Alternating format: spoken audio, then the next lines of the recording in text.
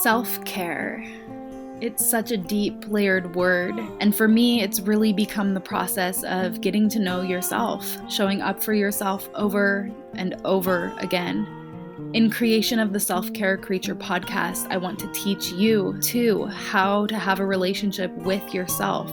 We're going to dive into the psychological and physiological unfoldings of adopting what I love to call a self-care lifestyle.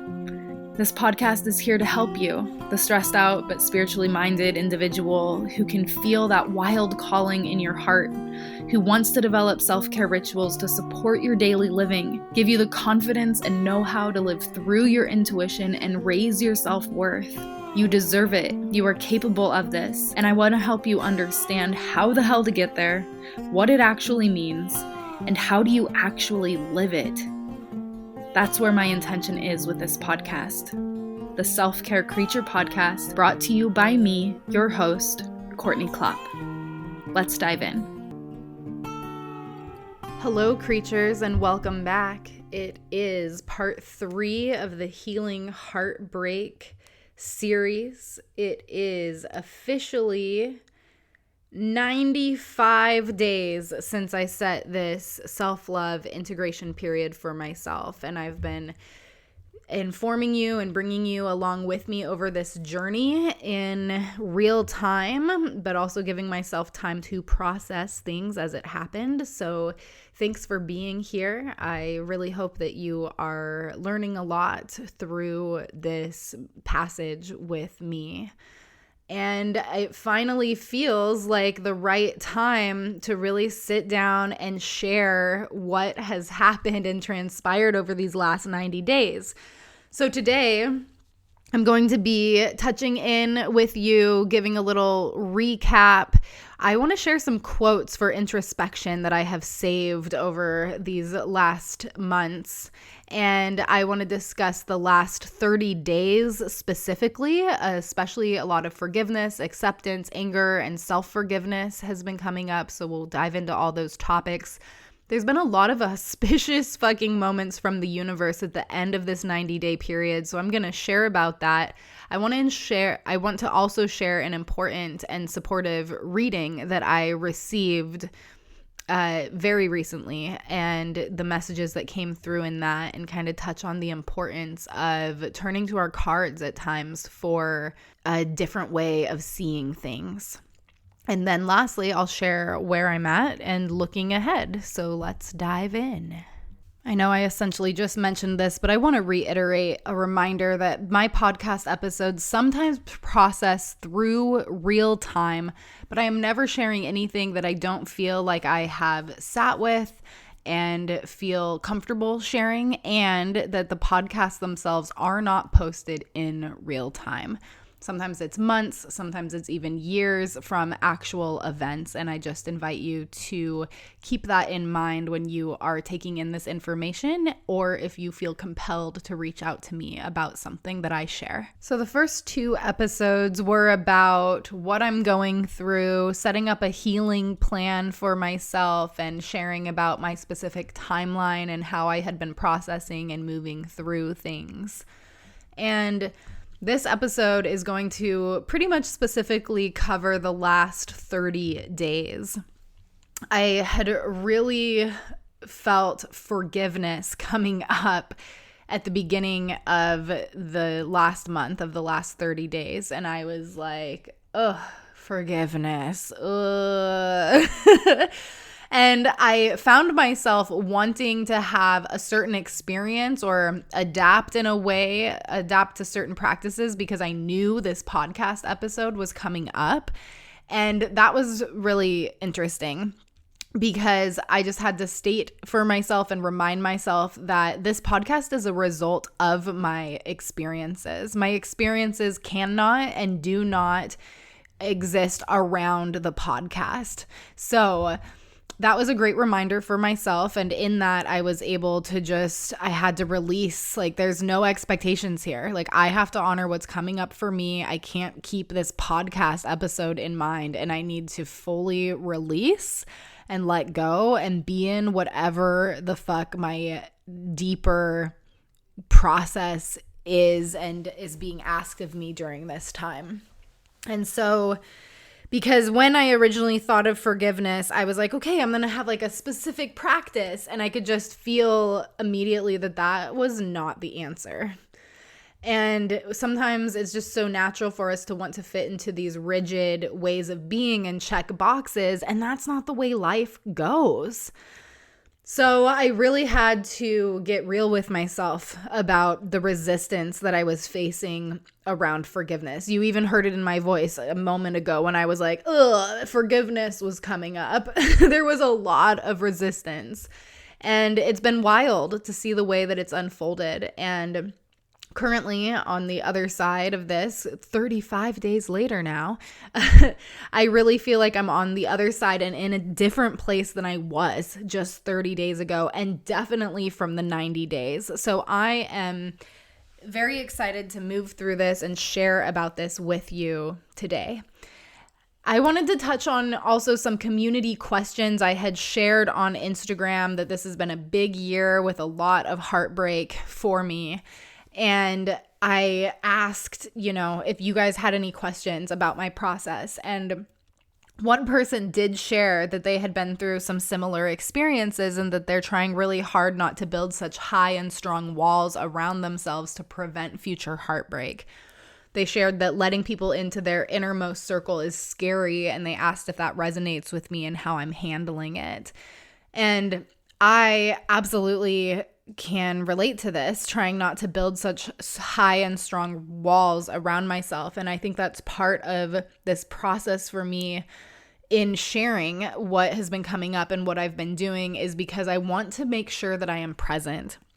Above all in this process, I want to make sure that I am not just cutting people out and moving on. I really want to be present with what is here and how things unfold. And for me personally, I really like using my pain and discomfort as a compass of recognizing in my nervous system how far I've come. And I personally never want a story, a person, a situation, a topic in my life to be off limits.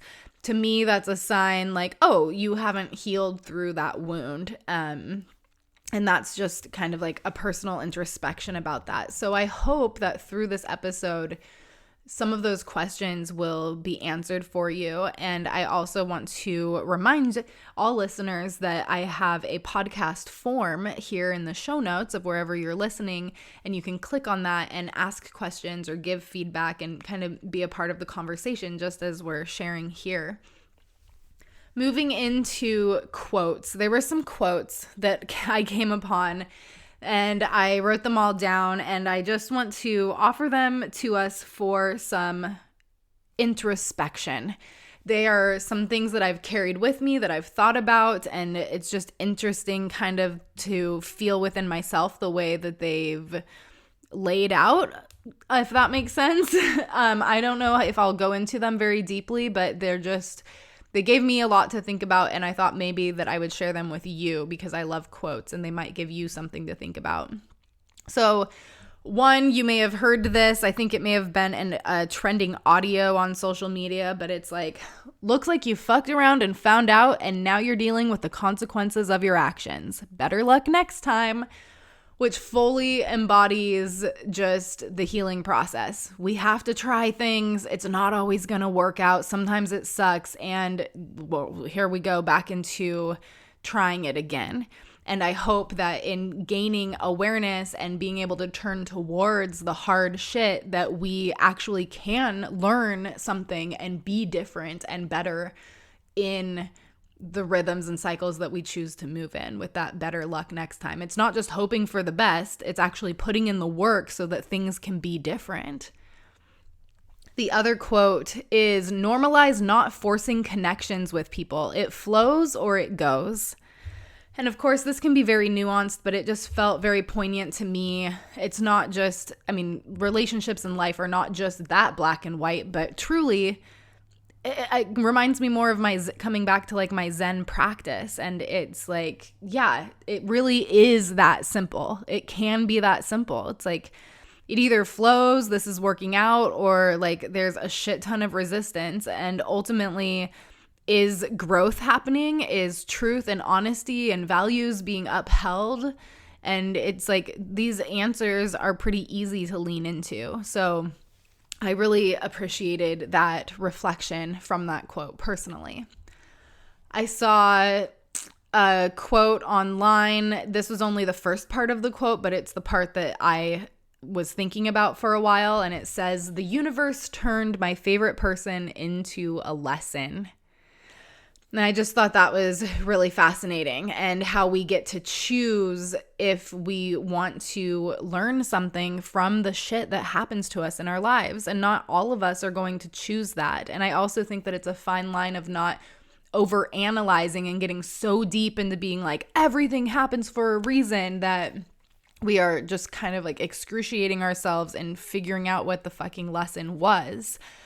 But it just, there was something about it that just like hurt. And because when I heard this quote, and because it hurt, it was an invitation to hold it and kind of just lean into it a little bit more, and to just know like, yeah, sometimes this kind of shit happens.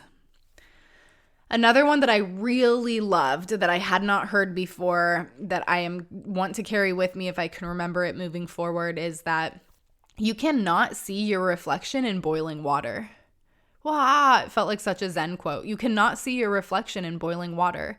Similarly, you cannot see the truth in a state of anger. When the water calms, clarity comes. Just very beautiful, pretty self-explanatory there.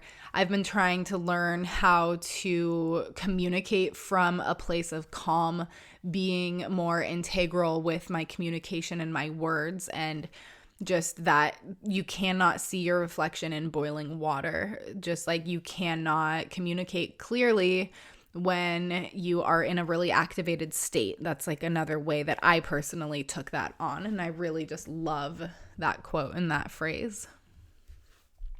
So, as I had mentioned, the last 30 days was a deep dive into the practice of forgiveness and how my experiences led to growth and transformation. And I really want to just emphasize that experiences should not be tailored for the podcast. I really had to like lean into that. But once I did and I released that, everything did unfold naturally. And it was really cool for me. It's like I set an intention for things that I feel coming up sometimes, and then I just kind of hold it and let it roll with me. So yeah, I had this intention of forgiveness. I wasn't necessarily sitting down and doing a meditation every single day. I think I started the month with doing a loving kindness Buddhist meditation, but that did not last for more than like 3 days. And it was great for the moment that it did last, but just letting the things roll as it didn't stick, you know?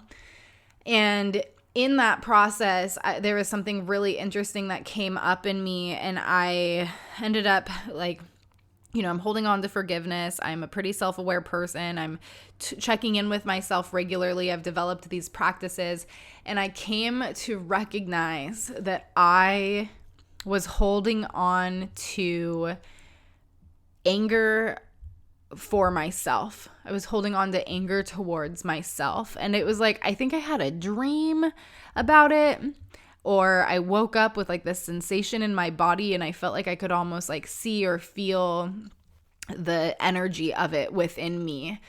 And just realizing that, whoa, like I actually need to focus on self-forgiveness. And I had to have an honest chat with myself, because I realized that there was a part of me that was still deeply upset that I have this story that comes up that I lost myself in somebody once again, and I didn't read the signs or catch the flags as needed, and I overextended, and like just this story of judgment about myself and how I handled it. And as I felt that within myself, I was able to take some time with that story And I ultimately had to turn it around and really tell myself.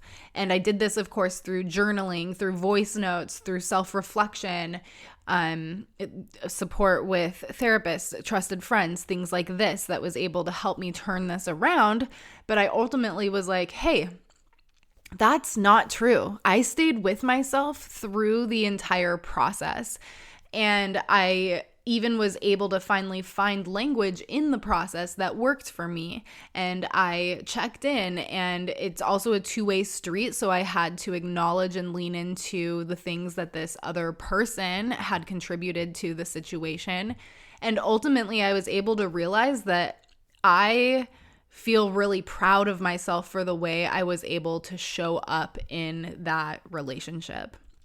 And that really quelled the anger that I had been harboring. And I didn't even realize that I had been harboring anger towards myself, but it was in this acknowledgement that forgiveness seemed to flow a little easier. And then it was after that I had this acknowledgement that I started like wanting to study and hold forgiveness a little more deeply. And it was that questions started coming to me like, what is forgiveness? What is the difference between acceptance and forgiveness? So I want to dive into those questions with you now.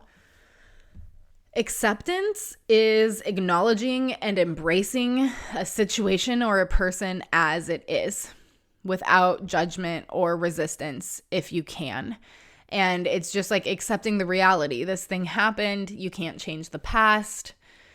But forgiveness, on the other hand, is releasing, learning how to move through and work through any of the negative feelings or resentment that may be coming up towards somebody or a situation that has wronged you.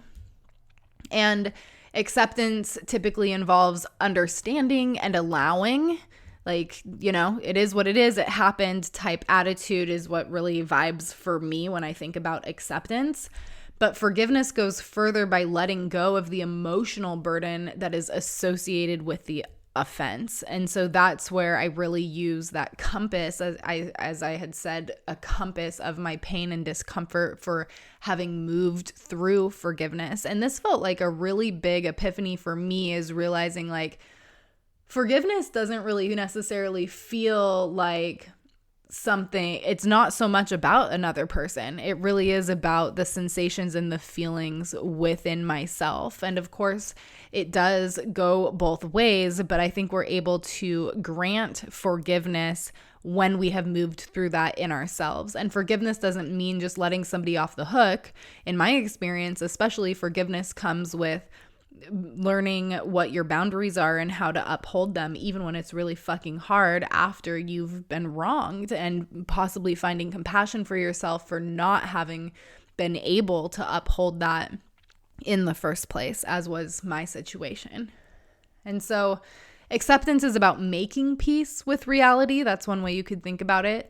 And forgiveness is about making peace with the past or the person involved. And it doesn't necessarily have to involve the other person as well. You can make this peace with yourself and towards that person solely on your own. It doesn't have to even involve them at all. But ultimately, forgiveness is about finding and cultivating that peace within yourself about a situation. And ultimately, as I have said several times in this series, it takes time.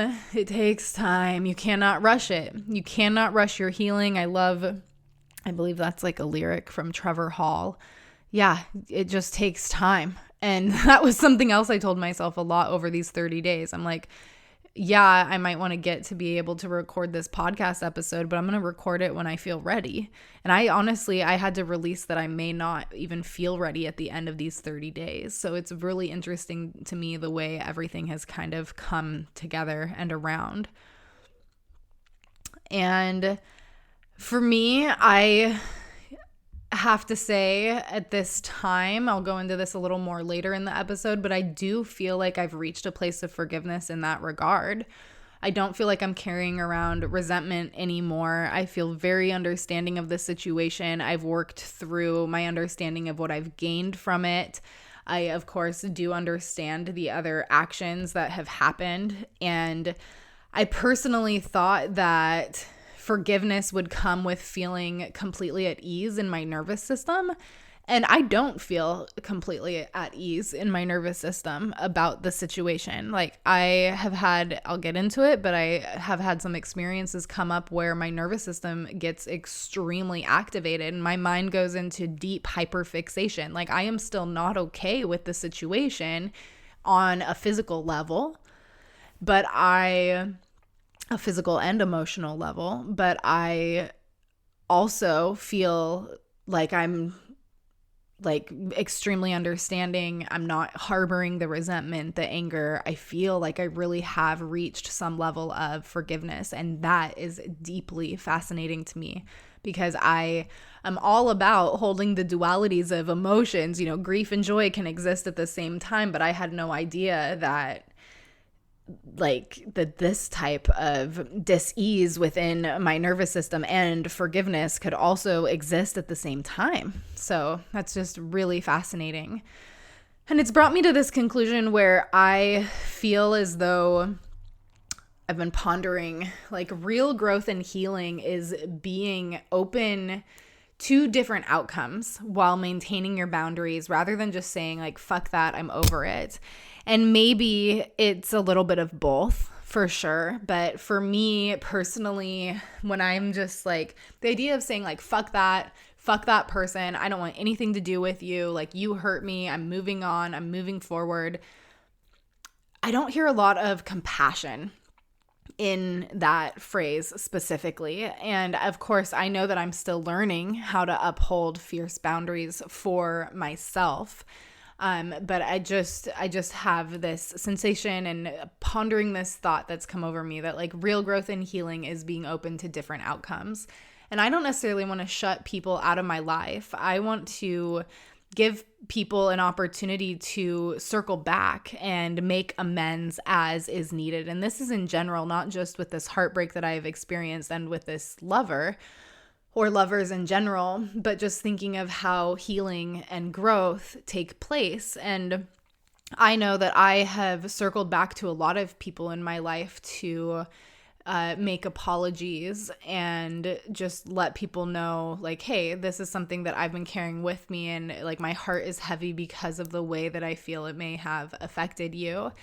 And I can only hope that other people can remain open to hearing that from me. And so that's why I feel like it's important as I move through my process that I want to remain open to the people that I feel have wronged or harmed me to be able to come back and be different and do better. But of course, that has to come with acknowledgement and apologies. And I remember I have a friend that said, like, you're always the friend that's going to address the elephant in the room, and I wouldn't expect anything different. And that's me. That's how I move through life and operate in the world. And I think that's part of being authentic and upholding my integrity, at least the way that I show up in life. There was another thought that had come to me, and I think I'll go into a deeper podcast episode about this at some point. But in recognizing that I still have these sensations coming up within my nervous system and recognizing my attachment through it all, like ultimately I have relational trauma from childhood, like very deep wounds. Like I want to be loved. I want to be held. I want to feel safe with another person, particularly a partner. And that's why I like, quote, lose myself and just like get like fall in love so easily. And I know this about myself now. And I came to this huge epiphany that's like, when you know your weaknesses, they become their own strength. And that was just like, wow, that's really cool. When you know your weaknesses, they become their own strength. And when you know your weaknesses, people can't take advantage of them. And like weaknesses it can feel so vulnerable to even just say that. I'm probably going to honestly get a huge vulnerability hangover from this podcast, but maybe not, because I'm also feeling really fucking good about where I'm at. And I'm just speaking the truth to my own wounds. And I just really felt a big support and just like, wow, I guess, about realizing that, like, when your weaknesses, when you know your weaknesses, they become their own strength. Okay, I've repeated it a few times now. Moving on. So I've come to this other conclusion. I'm continuing to imagine and to build a bridge for myself of where I am going and what I want to do as far as like who I am becoming. And I wrote this down and a couple voice notes, listened it back to myself. But through this process, I've realized that I want to fully embody this self-respected person that prioritizes her peace and well-being. And when I had come to that conclusion for myself, like I prioritize my peace and well-being. Like that's where I'm at. That's what is most important to me. And I just felt like a real sense of fun come around that space and curiosity. And also the reminder, a huge spiritual message that I've been receiving is to remain centered in your own web. To like, and a question that came up to me this year, and even because at the start of this 90 days, I had just exited out of a pretty big spiritual ceremony. And during that ceremony, a question had been asked to me, like, where in your life are you wandering into other people's webs? Or like, where in your life are you not centering yourself? And you know, I had this vision that came to me about 3 years ago now when I was in Sesshin that resulted in me getting this spider tattoo on my left ring finger knuckle, and just the reminder of being a shadow weaver and being a weaver. And there's a song also that talks about spiraling into the center and being the dreamer and being the weaver. And all of it just feels so poignant to me at this time. I am a person and I'm becoming more embodied in this, but I am somebody now that prioritizes their peace and well-being. I remain centered in my own web.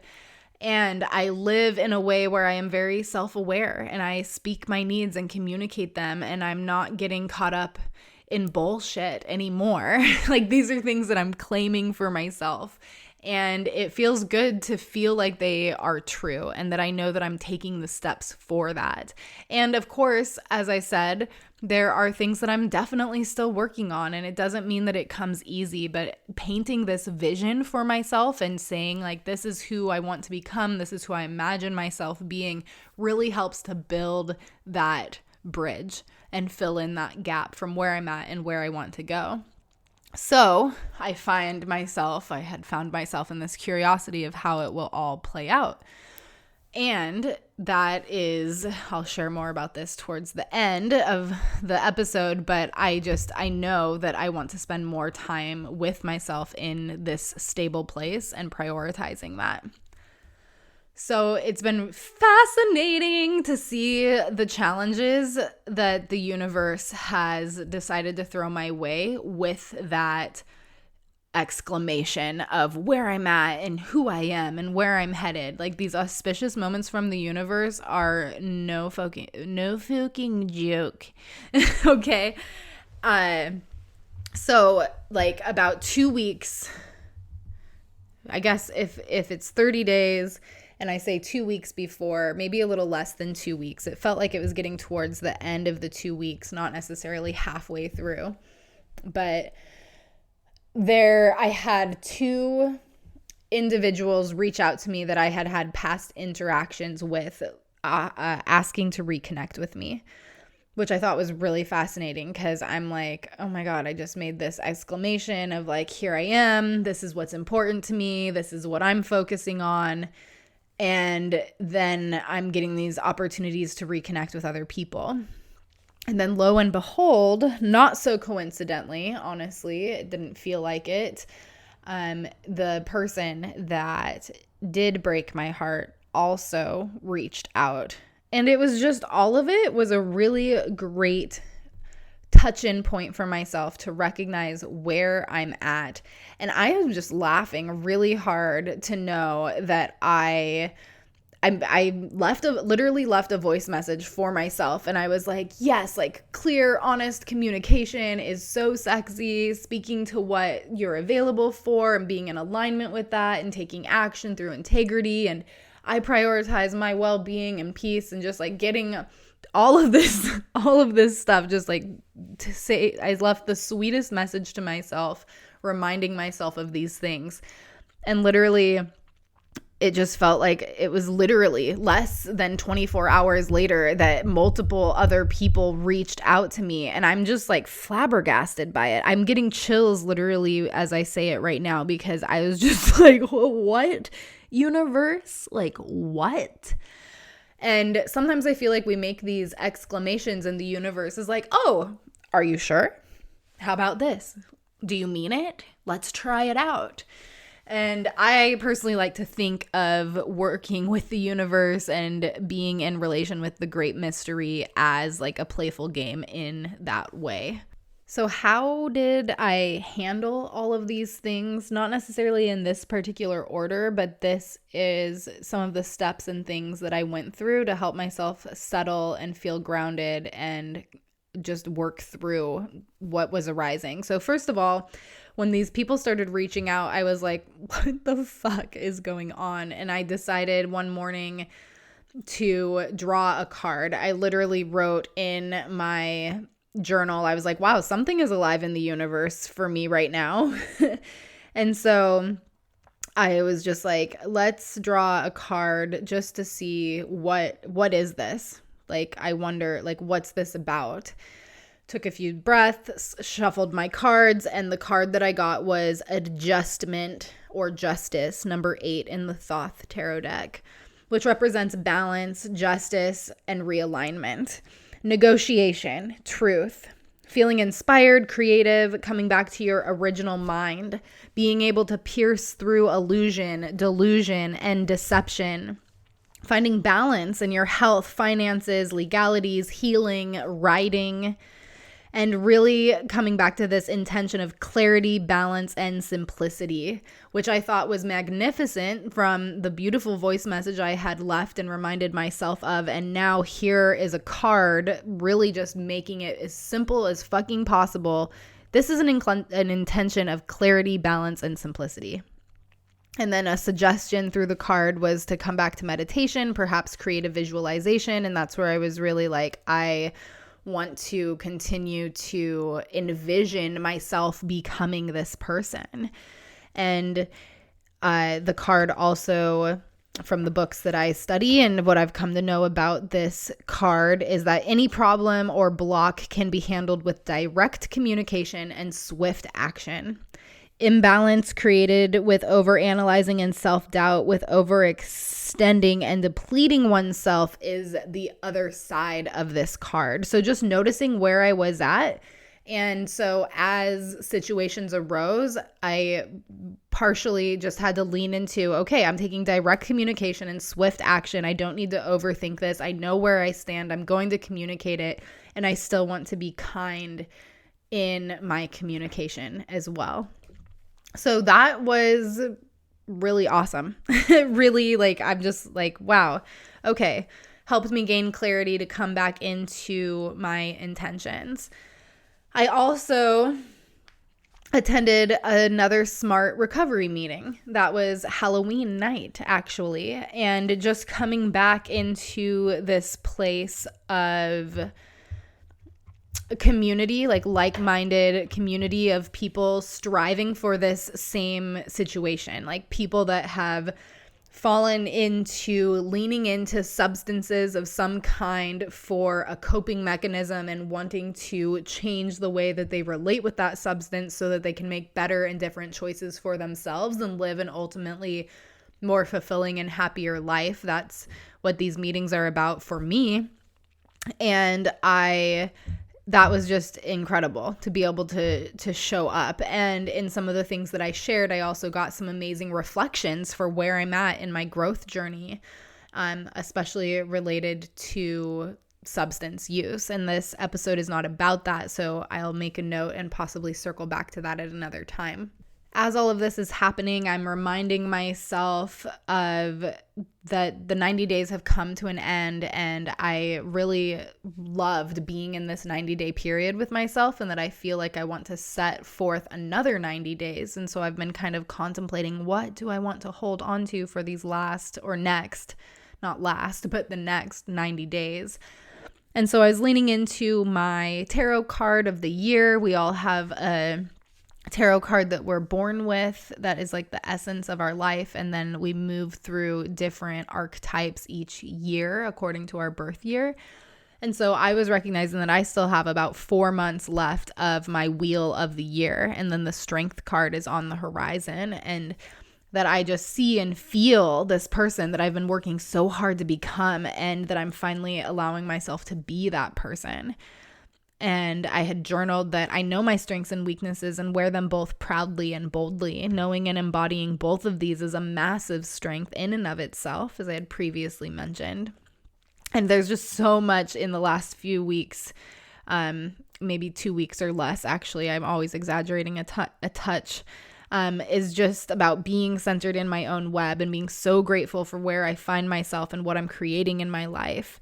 And so I continue to ask myself, what are my intentions with myself and for relationships specifically as this time, as these people that I've had relations or interactions with are coming back to me. And so I've been thinking also about friendships and just genuinely getting to know people and beginning to hold, what is this that I want to move forward with? And it's just such an interesting balance that all of these things are coming up, kind of interwoven and interspersed here. I held my creature calibration circle. That is a monthly check-in circle at the beginning of each month. Currently first Friday of each month. That day of the week may be changing soon. But it's a place for anybody to come and check in about where you're at. We focus on different pillars of self-care and move through a particular focus or exercise. And this month we were focusing on gratitude and emotional nourishment.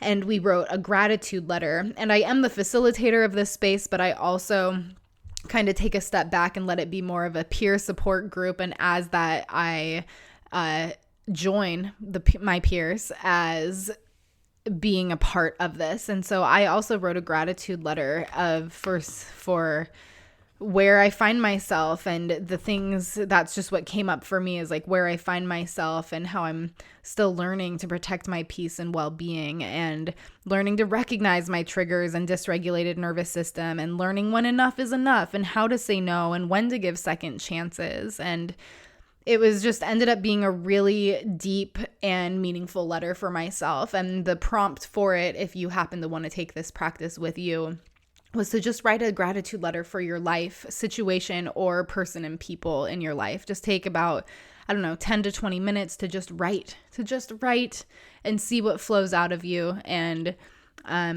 so far, everybody that's shared had a really great experience in taking the time to do this. And it definitely, again, just started to kind of turn my wheels and help me integrate. You may begin to hear the overlap of these things that I'm saying, but each of these practices and revisiting this is just helping me to integrate a little deeper into what I'm moving through and what my intentions are going forward. Then I have to say, in feeling this stability and where I'm at in this gratitude all arising, there was a lot of grief that was also coming up.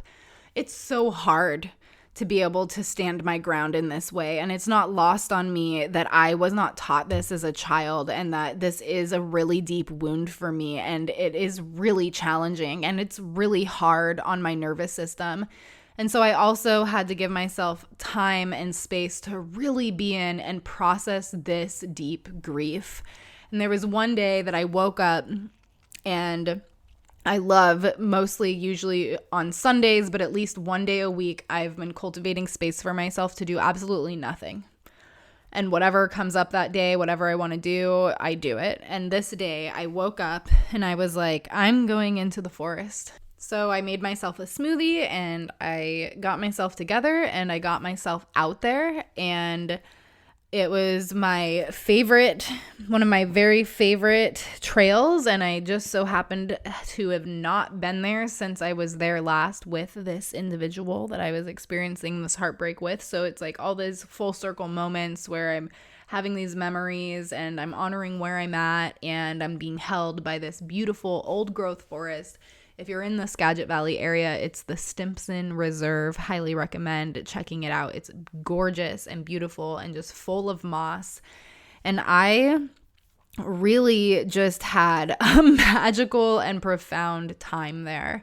I don't feel called to necessarily share the specific, deeper spiritual experiences that I had in this space. They're feeling a little more private and close to heart at this time. But I will say that I hugged some trees. I put my hands in some moss. I wept and I sobbed. And that felt so good to just let it all out, especially in nature and in the midst of these gigantic ancient trees. Like, it just felt like, not in a very nourishing way. I felt small and like, this is normal and this is part of what it means to be human. And my sorrows and worries are just a part of the flow of life. And here I am. Here I am is a statement that just keeps coming up for me again and again recently. And it was like there's a place for all of it. It wasn't like my worries and cares don't matter because they're so minuscule in the grand scheme of life. But it was like, here is a place where I can rest my weary head and my bones, and I can sob and be held and be seen and let it fucking go and give it back to nature and trust. Like, this is the cycles and the seasons and the flow and the ebb of life. And there was something just so deeply nourishing and healing in that. And across this entire close to 4-mile loop, I went through my entire own up and down situation of highs and lows and metaphors. And I cried, and then I sang, and I sat with the trees more and just let them hold my heart. And just a lot of crying and singing, ultimately, lots of different sounds. And there weren't a lot of other people on the trail, which is really great, but I did see some other people. So there was a little bit of holding back and not being able to feel like I could just fully release, because I have a lot of energy. I'm like a very powerful energy that held within my body, and I'm very in tune with my body. And so when it comes time to release, like, I can truly go all out, just like screaming, if that's appropriate for the grief that's coming up, which it wasn't necessarily at this time. But I did feel like I just needed to bawl and sob uncontrollably, and I could not in this space. But it was still really gratifying and healing in the way that I felt held and seen by the forest and refreshed in that way. And with that being said, when I came back home, I live above a family unit, and I could tell that they weren't home. Like, I'm in like a mother-in-law unit, so I don't have any other neighbors except for my landlords that live below me. And seeing that they weren't home in my own space, I was able to turn on some music, sing some songs that are close to my heart, and singing always helps me kind of open the gates to grief. And I grabbed my sacred rattle. I grabbed a couple other of medicine tools that I have for myself. I lit a candle, some incense, burnt some sage, and just let it all out. I laid on the floor. I sobbed. I felt the pain. And I just was in it. And I think that that is absolutely a huge part of the process. It can't just be intellectual. It can't just be analytical. We can't just know in our minds, but we really, for true healing to occur, we have to be able to drop into our bodies. And it's said, there's that book, The Body Keeps the Score. And so allowing whatever needs to come up and come out to have that process. I feel really grateful that I have cultivated that space and understanding for myself in my life. And it's taken many years. I was somebody that was deeply uncomfortable with emotions. I never felt my emotions on time. I always use like a leaky faucet analogy for like not knowing when or how to feel my emotions. I was shut off from them. And so anyway, this is where I'm at now. And it was so cathartic and just so nourishing. That's the word, the theme at this time, but just so nourishing to just really be in that with myself. It was fucking beautiful. And I think because I'm at a place where I am able to have this understanding with myself and my emotions and be with everything as it arises, I find that I am also processing things so much more quickly, a lot faster than I ever have before. Whereas these upsets would be with me for at least days, if not weeks, months, sometimes years, when I look back at the patterns of my life. And this grief really just came over me in one day. And I actually did lay down after that, and I took like about a 20-minute cat nap, which is something else I have trained myself for, and that you can train your nervous system in. But yeah, I just took a little nap. I was like, okay, I know that I need to breathe and to be in my body and to it was almost like a savasana. I wasn't like deeply asleep, but I was resting, and I was in this parasympathetic state where my body was able to recover and regenerate on a cellular level. And then after that, I got up and I finished cleaning my home, and I had a new friend over for dinner, which was so juicy and fantastic. I really appreciated their support and their insights. We were talking about our days. I was like, I've had a lot of grief coming up, and this is what it's around. And so I just appreciate friends that can hold that space and go into that space with you. And we ended up doing our own individual readings with each other that evening, which was also just kind of really fun and sweet. And I don't know, I was both surprised and not shocked at all by the messages that came up in this reading for me. And I do want to share what the messages that came through are.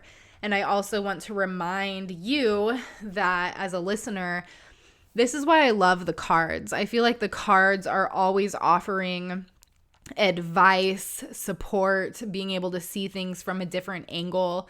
And the more that we're open to be able to face these things within ourselves, the more that we can actually face the cards as well. Because of course there's like the joke of the cards like telling you shit you don't want to hear. And it's like, yeah, but you have to be open and available for whatever the lessons are. And of course that happens to varying degrees depending on our resistance and what the situation is. And this is also why I just feel so passionate about using my cards in my private coaching with people to be able to offer different perspective. And oftentimes the cards will suggest and say things that I, as myself, may be a little hesitant to tell a client, but I've learned how to decipher the cards and ask questions in a gentle way that helps people feel open to what may be presented. And I've never had somebody be like, no, that card's wrong. Like, I'm not going there. Like, it's always like, oh, yeah, that's an interesting perspective. And that does resonate. So I drew a card from 3 cards from different decks each. And unfortunately, I don't have the name of the deck that my friend brought over. I wonder if I'll be able to find that and include it in the show notes. But here are the 3 cards that came up. This was just a reading for grief and relationships and the wound that it was arising within me, particularly over the past few days, given the timing of this reading, because the person that had broke my heart had reached out. And so the wound and the gift, the message from the card, the wound and the gift. The wound brings the gift, and the gift heals the wound. We are meant to heal and be healed. Where you have been is not where you are going. The only thing that matters now is how you will use your gift. The wound is where you rebirth yourself and the place you will return to create something still greater. And this reminds me not just the wound of the heartbreak specifically that happened, but also remembering that for me personally, this is so much deeper. It's a deeper relational trauma wound that started in essence with my parents. And I loved where it says the wound is where you rebirth yourself. That's where I felt like it was really true, given the heartbreak I experienced. It really sent me back into a deep, dark place that I did not want to be. And from that place, I decided I don't want to fucking be here. I don't want to find myself here again. So what am I going to do? How am I going to support myself to get out of here and change my circumstances? And then that's the place, and it's also the place you will return to create something still greater. I know that healthy relationships and learning how to turn towards people and be loved in a safe way and with my boundaries and integrity intact and all of this stuff is important to me. And so I know that I will return to that, and being able to return to that in a different and more stable way of being within myself will create something still greater. That's the way that I am taking it in the microcosm, just thinking about my own life at this time. Then I drew the 5 of Swords. The fives are like, always just like the angsty teenager is what I've heard it referred to of the cards of the deck. And it's the card of defeat in the Thoth deck. And so regardless of that, this is how I turned that message for myself, and it felt so poignant. It's like old wounds that open up negative thinking. Old wounds that open up negative thinking, and as a result, there's an experience of fear. Fear's single function is to constrict, and it may bend your way of thinking. It's a fear that history will repeat itself. It's a fear of being hurt again. And all of that just resonated so fucking deeply with the way that I was feeling, and feeling my nervous system reacting and having some of these hyperfixation thoughts coming into my mind. I'm like, oh shit, that's true. That feels true. That checks out. And then turning it around and offering myself, can you see this as a test of faith? And claiming for myself, I will no longer be the lineage bearer of this fear. I will transmute it. And when I integrate my strengths and weaknesses, I reveal the artistry of who I am and embody my whole self. And that was literally something that the book said. When you integrate your strengths and weaknesses, you reveal the artistry of who you are and embody your whole self. Of course, I paraphrased it to resonate more with me, but to just see the book talking about your integrating your strengths and weaknesses when I had already been thinking about that in these different ways, it was just, again, a very auspicious moment. And this book is the Tarot Handbook by Angeles Arian. I'll try to remember to note that in the show notes below. And then I drew from my friend's herbal medicine book, the herb of ginseng, the number 40, the magician. And this card offered me to embody my wizardry and brilliance, reminding me that I am a master manifester, and it is time to sow my seeds.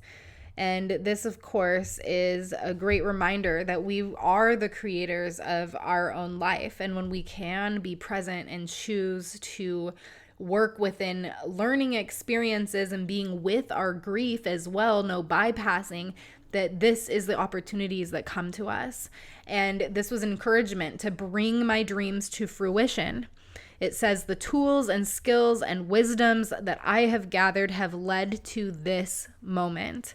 And again, I've been doing so much reflecting at this point of everything I've been through that has been able to lead me to this place in my life, from childhood, from my heartbreak, like the micro and the macro, and just thinking of all of it. And so the encouragement here is from the card is to keep a clear vision consistently, which goes back right from that, what the adjustment card had also suggested, intention of clarity, balance, and simplicity. So here is another card saying to keep a clear vision consistently. Minimize your ego getting distracted by status, money, vanity, even sex, I know is a big ego triggerer. And this is what resonated the most for me that I was really shocked about was do not fall trap to empty intentions just because of the obsessive focus of the end result.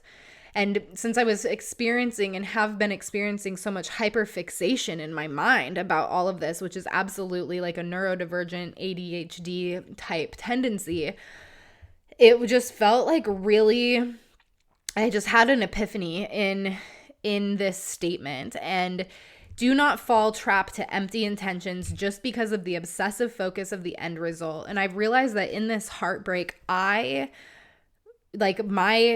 focus on the end result is wanting to be loved, right? It's like I had an experience with somebody that I fell in love with, that I could see a future with, that I was like, we jammed and jived, and like, God, you don't just meet somebody like that every day. And it was really fucking cool to be able to experience life with them in that way, you know? And so when they reached back out, just witnessing all of these hyperfixations and thoughts coming up within me, particularly around obsessive focus on the end result, it was just a great, beautiful reminder that it's like, those are all empty intentions. Those don't exist anymore. Like, they're in the past. Things have happened. Like, it's false hope, essentially. And so this was just a really fucking beautiful, poignant reminder for me. And then it continued on, deeply listen. And that is something that I also received out of the ceremony that I had at the beginning of this 90-day integration period.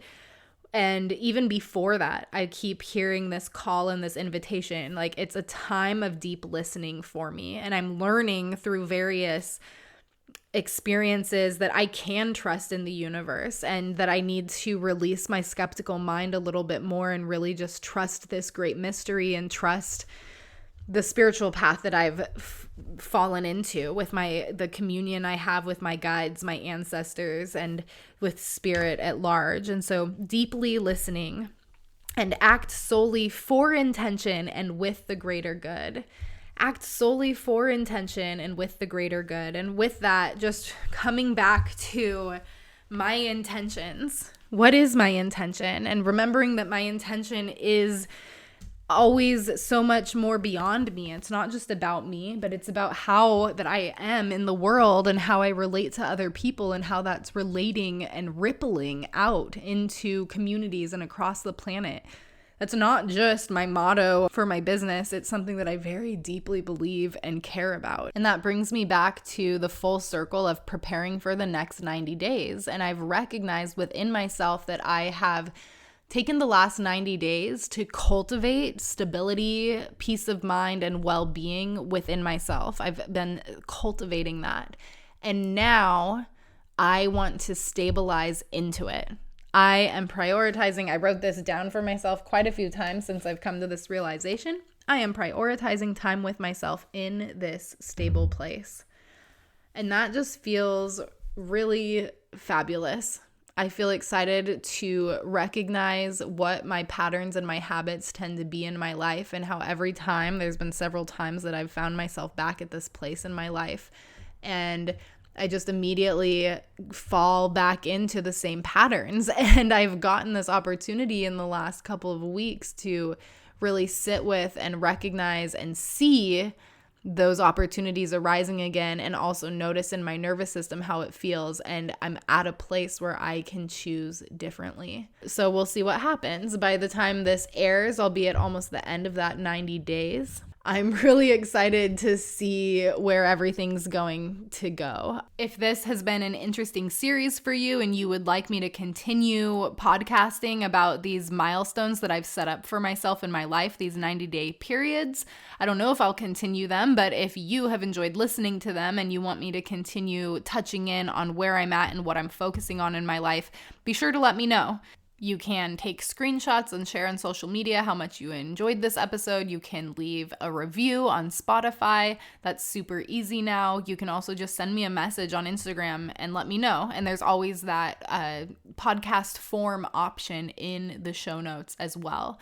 So just as a recap, I am prioritizing my peace and my well-being. I am feeling more stable than I've ever been able to before. And it's because of these experiences that I have been through that I am able to feel that way. It's because of my commitment to growth and turning towards my wounds that I've been able to find this place within myself. And I believe that's possible for you. And that's why I'm sharing it with you.